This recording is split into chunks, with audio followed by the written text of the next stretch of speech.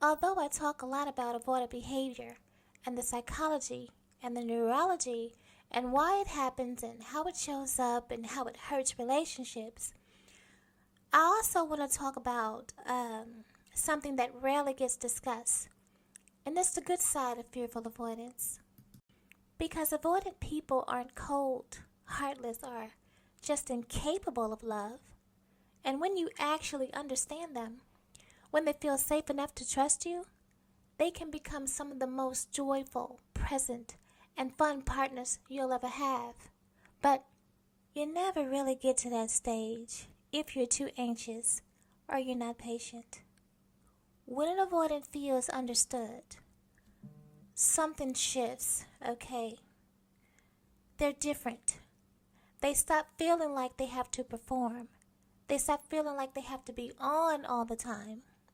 They stop worrying about being too much or not enough. They get to be themselves. And when that happens, you will see a different side of them that you've never witnessed before. Fearful avoidants actually love happiness. They love laughter. They love freedom. They love feeling light. They just like fun things. They don't want to live in tension and emotional heaviness all the time.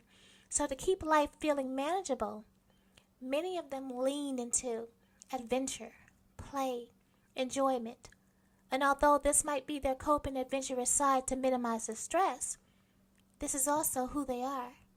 They like doing things. They like being out. They like movement. They love experiences. They like to travel, explore new places, going out with friends, trying new activities, laughing hard, living fully. Now this is me. Although I'm calm and quiet, or may look even boring, once I get comfortable with people, I'm a total different person. I'm wild. I'm a healed, fearful avoidant myself, and I can tell you this firsthand. Joy matters deeply to us. Fun is not shallow. It's not avoidance by default. This is how we feel most alive. So yes, some fearful avoidants, they like staying busy, as a way to cope through uncomfortable emotions. And that part is real. But when it's done with intention, when it's shared with people that we care about, it becomes connection, not avoidance. So the difference is, why are you doing it? And doing things to run away from feelings, that creates distance. But then you have doing things to enjoy life together, that creates bonding. So avoidants thrive when life feels balanced, when there's room for laughter alongside of being serious, and when connection doesn't feel heavy or demanding all the time. So where things go wrong is timing. Avoidants take a long time to commit. It has nothing to do with them not wanting love, but it's because commitment is a serious decision for them. They think deeply before choosing someone. They're cautious because they don't want to hurt people, and they don't want to repeat painful patterns from the past because they tend to sit with guilt for years, and sometimes it doesn't go away because they don't always know how to process that. On the other side, many anxious partners want commitment quickly, right? They want reassurance. They want certainty. They want to feel chosen as soon as possible. And that makes sense given their wounds. But when these two speeds collide, that's when the confusion starts. So instead of slowing down and starting as friends, things tend to get rushed. Instead of honest conversations, things get avoided. Instead of clarity, people stay in limbo. And the avoidant doesn't want to hurt the anxious partner. So they don't say what they're not ready for.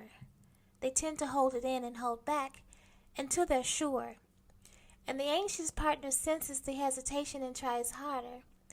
And then both people are operating from fear instead of understanding. But here's the part that matters the most. When an avoidant does feel safe, when they do trust you, when they believe you see them understand them and aren't trying to force them into something they're not ready for, you get a beautiful partner. You really, really do. You get someone loyal, someone playful, someone thoughtful, someone who enjoys life with you. You get someone who wants shared fun experiences, not just emotional intensity. Avoidants love very, very deep. So deep, they fear it. They just need time to get there when they meet the one that they want.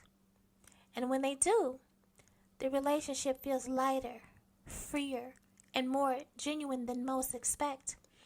This is why starting off as friends matter. This is why patience matter. This is why understanding timing matters. Because once an avoidant gets past that initial fear stage, they don't love halfway. Baby, they are all in. And I can tell you this because I was married to a fearful avoidant for 16 years. And he was the best partner that I ever had.